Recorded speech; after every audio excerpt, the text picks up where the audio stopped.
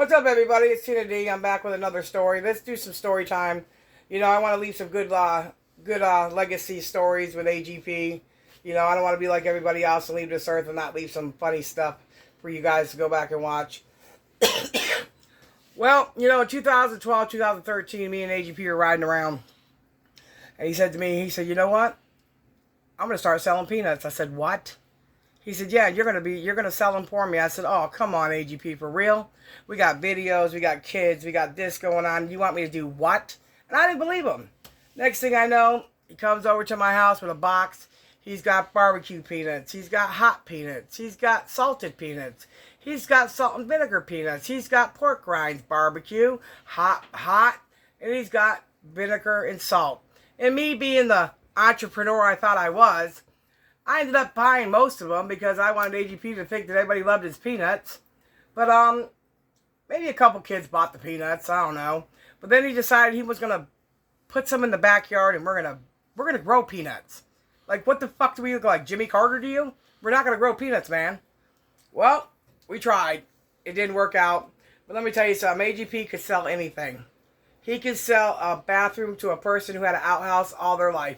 He could install it and everything. He didn't even care. AGP could sell anything. So y'all don't really know the AGP that we do. Yeah, he was a miserable cluck when he wanted to be. He could be an asshole, but let me tell you something. He always was thinking of money. How could he make money?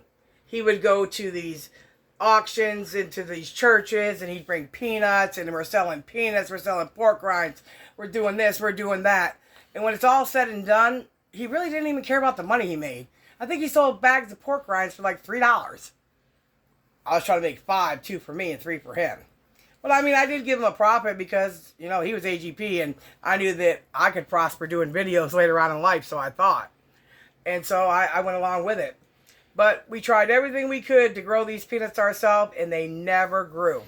And the reason why they never grew is because Albert and Jacob decided to go outside and decided to make a fort in the backyard and dig up everything that we buried. I don't know what it was, don't know where it went, but there ended up being shoes out there, tires out there, any kind of animal that we had, a gerbil, a hamster, a turtle, whatever passed away was out there. We never could grow peanuts ourselves. So with that said, I'm telling y'all, AGP just wasn't funny. He was ornery. He could be a bitch.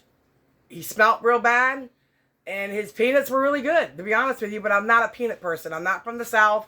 I was raised here, but I did not like boiled peanuts.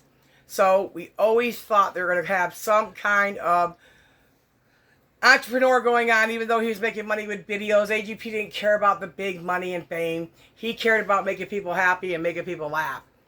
I mean, it was nothing for him to go to the store and take pictures with people that I would run from. He didn't care. So we tried the peanut thing. It didn't work. He was going to buy a peanut cart. That wasn't going to work. We tried everything we could.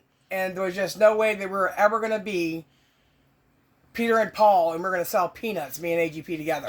That was never going to happen. And I'd like to go down story lanes all the way down. That started our whole process right there with the peanuts and the pork rinds first. And he did a good job. So he thought.